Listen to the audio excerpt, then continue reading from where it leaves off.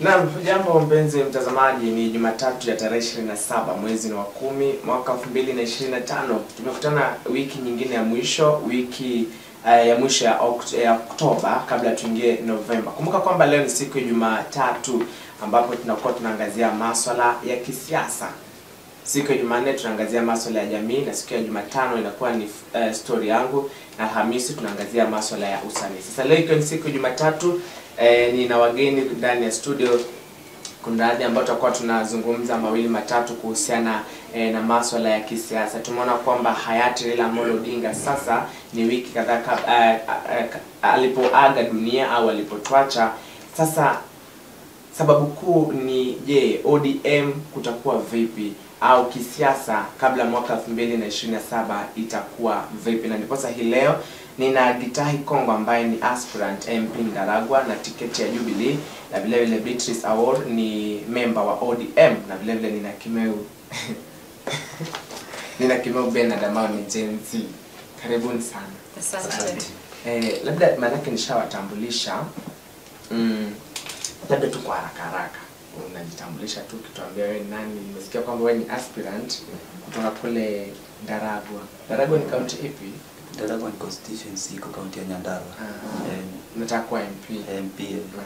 Kupitia chama cha na watu wako. Kwanza nishukuru sana kwa kunikaribisha hapa Kings TV. Kwanza nishukuru sana watu huko kwetu na kijiji wetu wote, watu wa Nyandarua wote.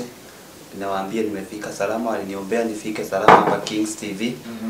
Niwaambia kuwa mimi nataka kiti cha mbunge wa Ndaragwa constituency kupitia chama cha Jubilee. Asante. Haya, nije kwako dada, nisikia wewe kwamba uko kwenye ODM. Of course, ndio ndo hiyo ndo chama ndio tunajua kama opposition. Mimi ni member wa hiyo chama of course. Kwa majina ni Beatrice Award. Karibu sana. Tuna Gen Z Kimeu Bernard. Wewe kama Gen Z, wewe ni wa chama kipi? Manake sijaona huku niambia wewe ni wa chama. Mimi ni wa Unity Party. Tuko pamoja kwa chama kimoja. Hatuna ukabila wowote, we are as one. Chama ni kimoja tu cha Gen Z. Hadi Jubilee na ukabila. Kunao lakini sitataja. Haya basi, lakini naamini kwamba tutakuwa na amani. Naona kuna Jubilee ODM kidogo ni kama nyinyi mnakaa kugongana vibaya sana. Otherwise, mpenzi msikilizaji, zungumza nasi kupitia mitandao yetu yote ya kijamii. Facebook ni Kings TV, YouTube Kings Fraternity, na vile vile TikTok Kings TV_13. Na nikurejelee tena kwamba hii leo ndugu ya hayati Raila Amolo Odinga ambaye ni Oburu Oginga amechukua nafasi kuu ya ndugu yake ya kusimamia chama cha ODM. Lakini kumbuka kwamba Oburu alikuwa anataka kumfiatua au kumtoa Sifuna ambaye ni seneta wa Nairobi. Je, chama hiki kitajisimamia au kutakuwa na ruksha hapa na pale? Watawania kiti cha urais mwaka 2027. Manake kuna wale ambao wako kwenye serikali ambao wanaita broad based government, na kuna wale bado hawajakubali kuingia kwenye serikali. Na manake tuko hapa kuzungumza. Labda tu kwa kwanza, Raila ameondoka, lazima chama kiendelee. Wewe nasikia ni Jubilee, lakini usiwe mkabila. Unadhania baada ya Raila kuondoka na kuaga, ODM kutaenda vipi? Kama ulivyosikia hayati Raila Odinga alipokuwa akizungumza wakati alikuwa na mkutano na wabunge wa chama cha ODM. Raila Odinga alisema kuwa yeye hayuko ndani ya serikali, na alisema kuwa yeye atahakikisha mwaka 2027 watatoa mwaniaji mmoja kupitia chama cha ODM. Lakini sasa kwa sasa acha ukifika hapo nitaongea kuhusu hiyo. Na Beatrice, wewe uko kwenye ODM, unafikiria hii chama chenyu kitayumba manake hamueleweki? Okay, jibu ni moja. Tunajua kunanga kitu impossible of which haitayumba wakiamua isiyumbe. Na wakiamua ikuwe tu yumbe itakuwa obvious, so wao ndio kudecide. But wakiamua haiwezi yumba. But wenye tunaona watu, unajua kila mtu ako na kichwa yake, kila mtu anataka kuongea venye anafikiria. obvious kuna tu dalili za kuyumba, but you're praying at least wasimame. Yeah. Nije kwako Gen Z. Unajua Gen Z sasa hivi ndio kusema wewe unafikiria chama cha ODM kitayumba, manake Raila Amolo Odinga ndiye alikuwa kinara rasmi na alikuwa analeta amani.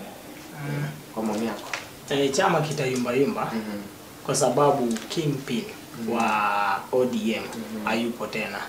Ni kwa nini? Sababu moja ni kwamba unajua siku katika kwa mfano leo usikuwepo na mtu mwingine aje kwa kiti chako mahali atakuwa na nini, yeye ndio ana control kama sisi hapa venye tuko sasa, hatakuwa kama wewe venye uko.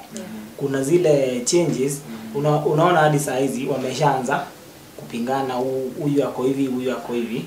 Na kitu kingine hawezi kuwa, yani hawezi kuwa na ile umoja Raila alikuwa ameleta kivyake. Naam. Wengi wanasema kwamba Oburu Oginga hawezi chukua nafasi ya hayati Raila Amolo Odinga, na wengi wamekosoa hilo jambo wakisema ni Edwin Sifuna, wengine wanasema ni Babu Owino, kwamba huyu amezeeka, aache hawa watu wadogo, hawa watu sitasema ni wadogo, lakini hawa watu ambao hawajakula miaka. Wewe kwa maoni yako ni vipi? Kwa maoni yangu tukirudi nyuma kidogo, ulipoangalia mtu kama kulikuwa, unajua sasa ODM ni kama walikuwa wamegawanyika pande mbili. Kulikuwa na upande wa kina watu kama Anyang' Nyong'o, huyu gavana wa Kisumu, upande kama Babu Owino, na sasa kuna upande mwingine sasa, upande wa mtu kama Oburu Odinga na mtu kama Edwin Sifuna, senator wa Nairobi. Hapa kulikuwa kunatoka ni kama palikuwa panatokea vita kidogo. Mwanzo ulipoangalia mtu kama Edwin Sifuna, yeye hakuwa anataka kuingia kwa serikali. Mwanzo ODM waliunga na broad based government. Lakini serikali, mtu kama William Ruto, kumbuka William Ruto alikuwa anaungana na Raila Odinga ili aweze kupata kura za Nyanza. Lakini William Ruto lakini sasa ukiangalia serikali wanajaribu ili ODM ikuwe kwa serikali na William Ruto aweze kupata kura nyingi za mlima. So hapa kulikuwa kunatokea differences between Sifuna na mtu kama Oburu Odinga. Sasa ndio maana serikali haiko inamtaka Sifuna awe kiongozi ama Babu Owino. Kumbuka Babu Owino ni adui mkuu wa serikali. Na Babu Owino angekuwa mwenyekiti wa chama ama Gladys Wanga wangekuwa mwenyekiti wa chama, kungetokea mgawanyiko na William Ruto angeona hapa atapoteza kura za Nyanza. Na kwa hivyo wakaona tu wamuunge Oburu Odinga mkono ili waendeleze tu rafiki ODM na sasa Kenya na UDA. Narudi kwako ili uweze kutuambia ni kwa nini unaona kwamba kungekuwa na mtawanyiko iwapo hao wangechaguliwa, lakini kwako Beatrice, tumeona wengi wanapinga Oburu Oginga kwamba Babu Owino ndiye anafaa kuwa pale. Unajua watu wakiona, kuna watu wengi wanasema it's like chama sasa inaonekana ni kama imekuwa ya familia. But for me, unajua somehow 50 like 70 hivyo 70-30 na support. At least aichukue juu. Unaona like after Raila amekufa, kila mtu alikuwa anakuja, Raila told me, we talked with Raila, kila mtu ako na nini yake, of which before hadi Raila akufe Babu alishasema after baba ni babu. Sifuna pia obvious kila mtu anataka ile kitu. So the fact that kila mtu anaitaka, tuko tu na option moja, acha tupe ndugu yake basi. Juu kuna mtu atashinda amepigana na ndugu yake. Though the brother ako older, but then still kulingana venye watu wanashinda wamengangania hiyo kiti, mbona tusipe ndugu yake? Hata kama italeta picha mbaya, watu wengine watafikiria ni chama ni ya familia. Hatukatai brother wake ndiye alitengeneza, lakini hakujitengenezea ama kutengenezea familia. But the fact that kila mtu anangangania ile kiti, juu wakipea obvious, wakipea babu wenye wako wanataka babu wapate, italeta shida. Watu watakuwa na grudges, wewe ni mdogo huwezi katuambia kitu, unaona. Wakipea Sifuna pia watasema hapana. But tunakumbuka Sifuna pia alikuwa anasema akiongea ujue anaongea ubongo ya baba. Same to babu pia alikuwa akiongea anasema yeye ndio the next kingpin wa the Luo ama the next chairperson wa ODM. So kila mtu anataka ile place. But mtu mwenye tulikuwa iona akiongelelia kuchukua ile kiti ni brother yake peke yake. Yeah. So for me I support at least achukue ndio okay wakiongea kila mtu akue penye alikuwa. Ndio isikuje kuleta vita nini wewe tukutaki hadi niko nataka mbona umepewa. Yeah. Gen Z. Oburu Oginga anachukua kiti cha kuwa kinara wa ODM. Wengi wanapinga. Unajua nyinyi Gen Z pia mnapinga vitu kwenye serikali. Sijui wewe kama unapinga yeye kuwa pale au angepea mtu mwingine. Mi kitu ya kwanza Oburu si eti hawezi kuongoza kile chama. Lakini sasa unajua chama kama hiyo inataka mtu ako na nguvu ya kutembea Kenya. Wakiweza chukua hiyo kitu wapewe mtu kama nani Babu Owino inaweza kuwa vizuri sana. Ni kwa nini? Babu vizuri venye Kongo wamesema ni adui wa serikali. Adui wa serikali ni rafiki yetu. Unaelewa? Enemy of your sijua asemanga ni is it enemy of your friend is my friend. Hivyo ndio tunataka. Akikuwa hivyo mambo yatanyooka. Na unaona Babu ako sana upande wa Gen Z. Kwa hivyo maslahi yetu atashughulikia vizuri. Lakini pia Raila alikuwa ni mtu mkongwe, alikuwa ni mzee na bado hakuchoka hadi alikuwa anataka kuwania Kiafrika. Inamaanisha kwamba wewe unaangalia uzee ndio una nguvu katika kuongoza. Unaona ni vizuri Oburu atulie kwa useneta mahali alikuwa. Hiyo anaweza juu ni kitu ameanza tangu kitambo, si ndio? Raila alikuwa ameanza na hii chama kitambo sana. Alikuwa ashazoea, yeye alikuwa mzoefu. Lakini sasa mtu kama Oburu ni mtu anakuja kuanza mambo mengine yenyewe hakuwa. Unaona mtu kama Babu akipewa hata kama itayumba. Tuseme tu itayumba kiasi. Lakini within time atakuweza kuicorrect hiyo chama na itakuwa nini imejisimamia. So nikatu tuseme kila mtu akipewa haizi kuwa stable. The same kusema ukitoka kwa kitabu mtanaweza kufanana. So kila mtu akipewa haizi kuwa the same. But then still acha tu accept wenye ameshapewa juu kulingana venye members wako will have to accept. Gitahi ulikuwa umesema kwamba kutakuwa na mkanganyiko iwapo Gladys Wanga angechaguliwa, iwapo Oburu, iwapo huyu nani hawa ambao unasema wangechaguliwa, chama kingekuwa na mkanganyiko vipi? Kingekuwa na kwanza acha nikurudishe nyuma kidogo. Kumbuka mwaka wa 1987 202 kulikuwa na mchanganyiko sana wa KANU ambapo mtu kama Cyrus Jirongo na Raila Odinga walikuwa nataka ili mtu kama Raila Odinga awe mwenyekiti wa chama cha KANU. So hapa walikuwa naleta mchanganyiko na hiyo mchanganyiko ndio iliweza hadi KANU tu ikaweza kupoteza kiti. Ikaenda na kwa wakati wa Mwai Kibaki. Ukilinganisha na kwa sasa igeleta mchanganyiko unless wabunge wa ODM waketi pamoja waseme ni nani atakuwa mrithi mzuri. Lakini kwa maoni yangu mtu ambaye ningeona angeweza kurithi ODM vizuri aweze kukanyanga bababa ni Simba Arati, gavana wa Kisii. Kumbuka Simba Arati pia amekuwa kwa kipindi kwa ODM hadi wakati alipokuwa hadi mbunge na alipeleka ODM vizuri na akaweza kuileta vizuri wakiwa na Raila Odinga. So mimi nilikuwa naona Simba Arati ako sawa. Kumbuka pia Nyang' Nyong'o ako sawa kwa sababu huyo ndiye alikuwa na mrithi Raila Odinga. Kumbuka Raila Odinga alipoenda ushirikiano wa AU alimpea Nyang' Nyong'o akuwe mwenyekiti. So yale hapo unaona na hakumpatia kakake Oburu Odinga. So hapa naona tu hadi Nyang' Nyong'o angekuwa sawa kwenye hicho kiti cha mwenyekiti wa ODM. Na labda tu nikuwe kwa wanasema nyani haoni kundule. Unajua pia ni chama chenyu kina tatizo kubwa sana. Pia kina chama cha Jubilee kina tatizo manake sasa hivi Matiang'i yuko kwenye Jubilee. Na tulikuwa tumewaona pamoja na Rigathi Gachagua, lakini hamjaleta wazi tuone kwamba wana uadui. Chama chenyu pia kina shida, kuna kitu nataka kusema kina shida. Kumbuka Matiang'i na Gachagua alikuwa amemuita Matiang'i ili aweze kuchukua kura za Nyanza za huko Nyanza Kisii. Lakini sisi si wajinga. Sisi tulisema acha tushikane watu wa Jubilee. Kumbuka hii chama ya Gachagua si chama inaweza enda mahali. Lakini ukiangalia chama cha Jubilee chama cha Jubilee kimesimama vizuri sana. Na tukasema acha tuchague mtu mmoja ambaye atakuwa urais kupitia chama cha Jubilee. Lakini tunataka vizuri. Wakitaka kuja tushikane na wao, tutoe mrithi mmoja ambaye sasa hivi mmeshikana na chama kipi kama Jubilee? Jubilee tuko bado tutafanya mkutano bado hamjashikana na hatujashikana na chama chochote. Kumbuka tukiendelea hivyo na mtu kama Gachagua tushikane ama tukue pamoja, tutapoteza kura za mlima. Na mtu kama Gachagua ataenda na hizo kura Matiang'i, ama tuzigawanye William Ruto achukue.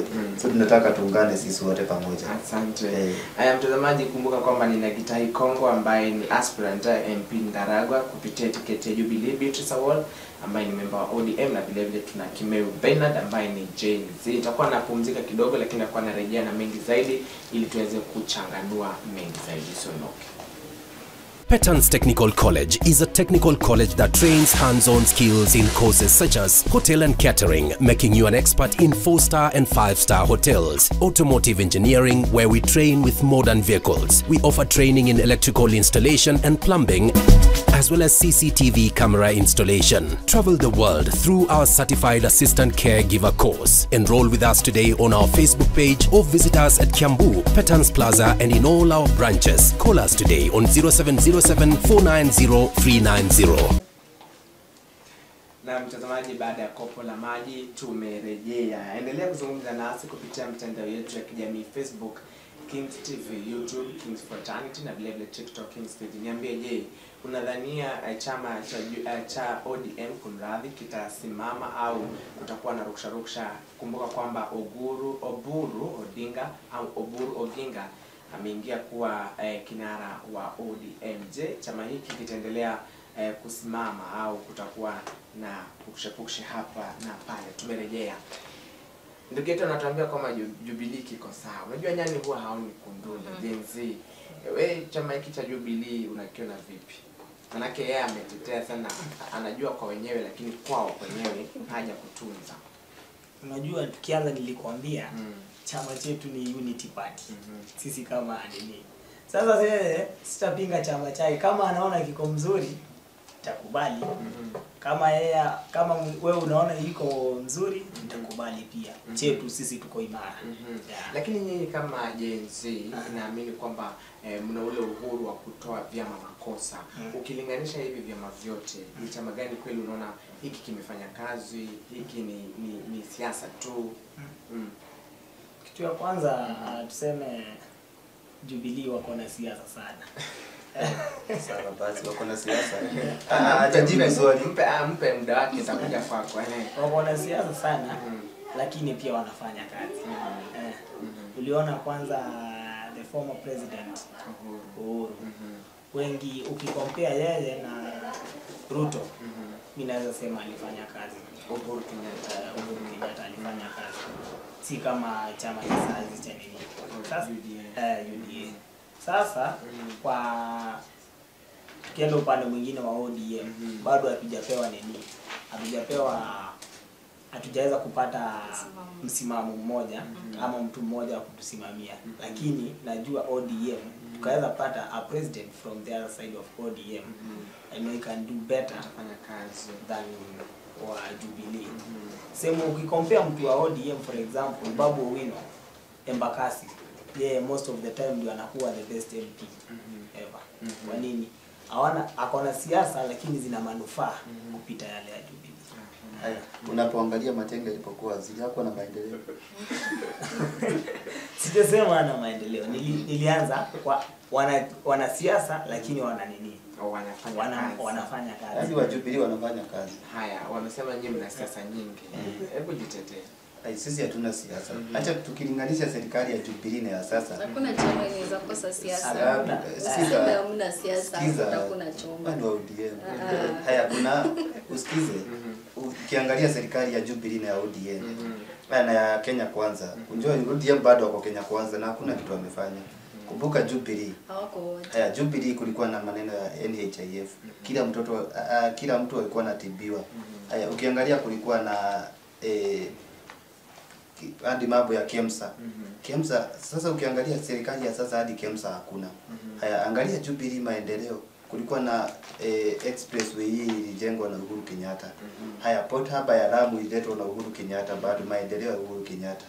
Sasa mkisema Jubilee iko inafanya kazi na ilikuwa inafanya mambo nyingi sana. Kumbuka, sikiza. Nimrekebishe kabla hajaendelea kabisa, utapotosha wenye wanatazama. Usilinganishe ODM na UDA. Linganisha UDA na Jubilee. Bado hatujapata presidency seat. Tulikuwa upinzani. Half of it ikaenda broad based, half of it ikarudi ikakaa upinzani. Sasa kazi linganisha na yenye imekuwa kwa seat. Jomo alikuwa mwenyekiti wa ODM na kwa serikali. Oparanya alikuwa secretary general wa ODM. Alikuwa na hiyo position ya ku manage ODM na kwa serikali. Hakuwa na akupe hiyo part ya ku manage railways. Sawa, nasema kwa sasa na hiyo wakati. Kumbuka, acha sikiza. Haya, serikali ukiangalia hadi pesa za usafiri zenye Uhuru Kenyatta alitumia kwenda ugenini. Uhuru Kenyatta alitumia 14 billion miaka 10. Ukiangalia mtu kama William Ruto ametumia saizi 21 billion 3 years. Yetu mnasema ati Jubilee iko inafanya kazi. Na unaona sasa serikali yetu hatuko tunatumia pesa vibaya. Hiyo ni serikali ya UDA. Sasa hiyo UDA bado wako na Jubilee. Wako na ODM. Haya, nije kwa Beatrice. Wanasema chama cha ODM kazi ni mkate nusu. Nyi pia huwa mjisimamii, unaona. Mkishindwa kwenye uchaguzi mnaleta vurugu, kisha baadaye mnaingia kwenye nusu mkate. Hapo napo utajitetea. Okay, hapo kwa nusu mkate Raila mwenyewe alieleza vizuri. Akasema whether he wins or whether he loses, it doesn't matter. Ana work for Kenya. So hata mtu akuwa dui wake, at long last baada atakuja kushake hands. Obvious anaonanga wakati wenye kuna hizo campaigns whatever, obvious watu wanakuwa zile za mimi ndio UDM wa ODM itawin, Jubilee itawin. So unaona kuna na ile kama wale football, watu wa football wenye wana ile tu ile ndio wanaikiananga. So unaona anaonanga, anajuanga after this he may lose, the other one may win. So the other team watakuwa kininia wengine. So better come together as a country. So no maana alikuwa na shake hands, no maana alikuwa na hiyo nusu mkate, because at long last after election bado Kenya itabaki kwa moja. Hatutagawanishwa eti bado kuna upinzani whatever. Kuna wenye win, kuna wenye lose. That's why alikuwa na shake hands. Yeah, na alikuwa anasema Kenya is for peace, yeah, na stand for peace always. Niongeze hapo kwa nusu mkate. Kumbuka Raila amepata nusu mkate kwa rais wa 3.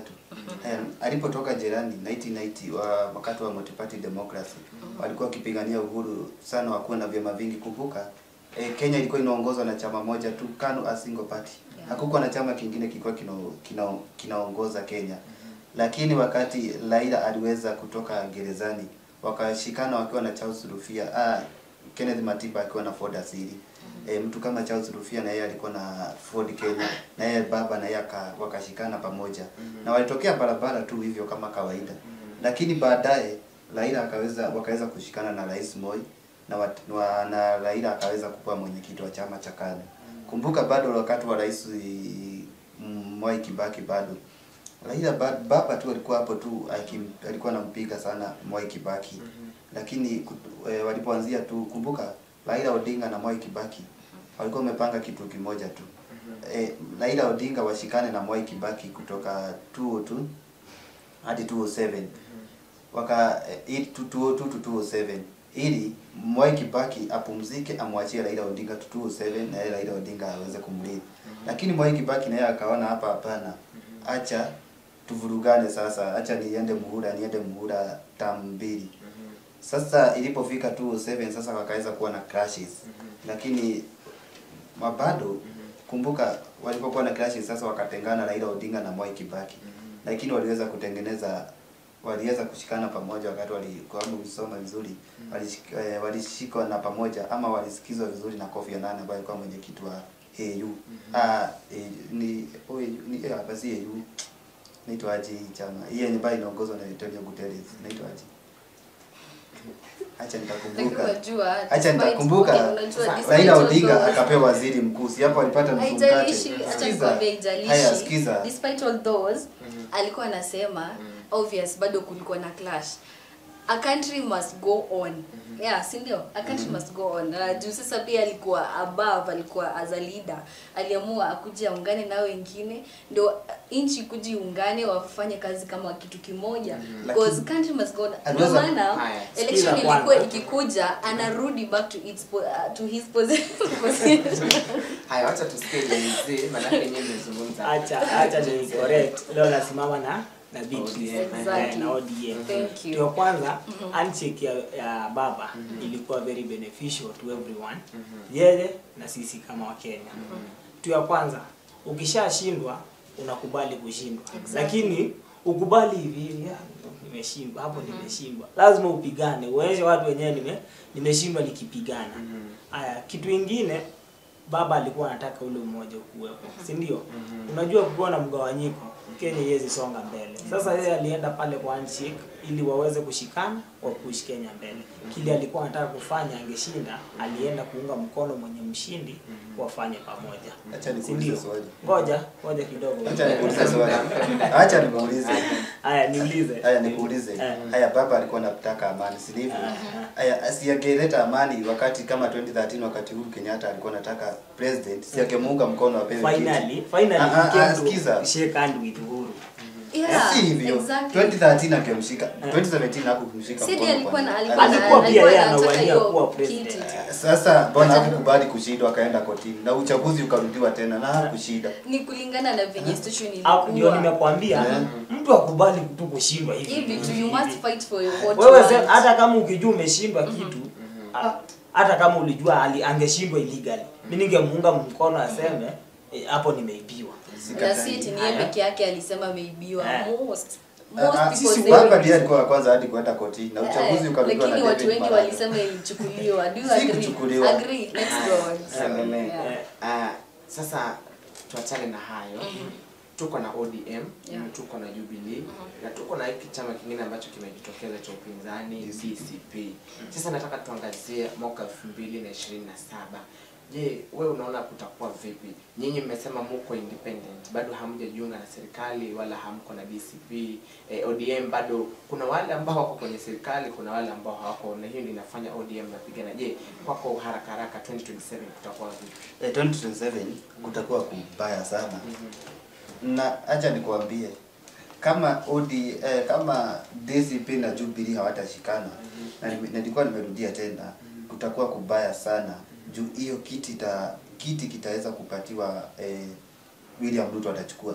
Acha turudi nyuma kidogo. Wakati wa Daniel Moi, sikiza. Wakati wa Daniel Moi, sikiza. Mimi sikatai. Sawa. Na kitu tutashikana.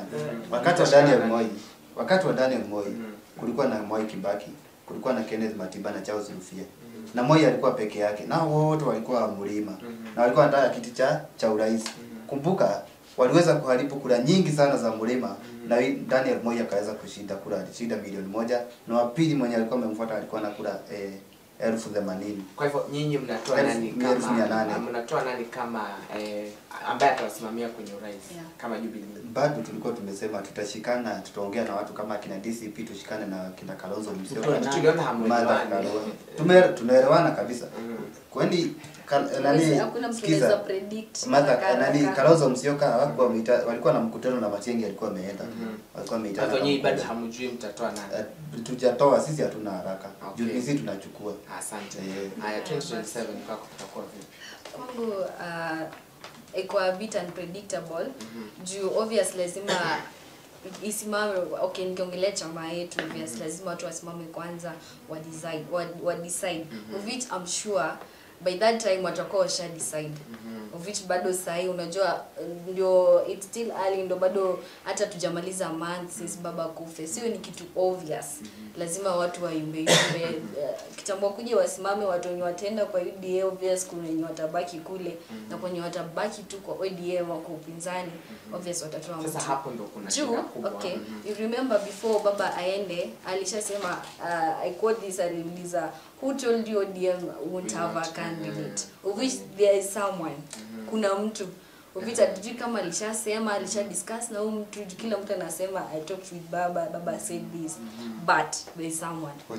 Na niulize, mnasema kuna mtu ilhali ODM iko kwenye government na tunajua kwamba It's not half of it. Half of it. Yeah. Wale half of it wako kwenye government, Yeah. lakini bado mko ODM. Na mkiwa kwenye government inamaanisha kwamba mnashika mkono Rais William Ruto. Okay. Sisi tunamshika mkono. Unajua imekuwa mtindo ya Raila kufanya hivyo. Of which at the end anarudingi tu kwake. So we are not at the government. Tutakuwa na mtu lazima tutavai for the ODM presidency anaweza seat. muunga rais. Fanya hivi. No, we can't. Haya, Kuja upande. 2027 kitu ya kwanza, politics is a dirty game. Hakutakuwa kuzuri. Ambapo lazima finally kutakuja kuwa na president. So Kenya tu ningewauliza, chukua kura. Tuende tupigie Kalonzo Musyoka. Sikia, watu wa Jubilee wanataka Kalonzo, watu wa ODM wanataka Kalonzo. So kumaanisha he is strong. Nakumbuka Kalonzo ni strong mwanzo hadi serikali yenyewe imemwambia sikataa akuwe naibu wa rais. Ni kama Tiang'i ama Kalonzo. Unajua wewe Sasa Kalonzo tunaweza mpia kama amridhi kabati yangu. Kwa deputy president. Huyu wakishikana wanaweza ongea hivi. Huyu ni hivi. Mkamba. Ina maana kwamba umesema hivyo maana. Mimi si Mkamba kusema kweli. Lakini unaona Jubilee wana support Kalonzo. Aya ODM pia wana support Kalonzo. Si ndio? Pia Kalonzo alikuwa amesema watashikana na Matiang'i. Lakini Kalonzo amekuwa akienda na Raila, so he is mtu ODM. Ni mtu ODM. Kalonzo si wa ODM kwa sasa. Asante. Acha tutajua Lakini mbivu na alikuweko. mbichi mwaka 2027. Haya. Shukrani sana mpenzi mtazamaji. Tumekuwa na wageni watatu, Gitahi Kongo aspirant MP Ndaragwa Jubilee ticket, Beatrice Award member ODM, na mwanajenzi huyu hapa ni kama ameonekana ni wa Kalonzo. Sasa tumejijazia. Hata kama unapata wewe ni wa Kalonzo. Haya, kwa sekunde nisema kitu tutakumalizia. Kwanza nashukuru sana kufika hapa Kings TV. Kwa naona wengi wameniombea sana nikafika safari nzuri. Mimi nawaambia tu tupatane 2027 pale kwa ballot. Gitahi Kongo hapo Jubilee nipende tick. Tutafanya maendeleo, making Ndaragwa great again. Making Ndaragwa infrastructure and well developed constitution. Kutoka kwako. Okay. Sekunde tafadhali. Sawa, sekunde kila mtu chukua kura, kina Felix chukueni kura, kina Maiwa chukueni kura. Twende tu tutoe gewenji. At least we have a different government. Nashukuru kwa kunialika hapa.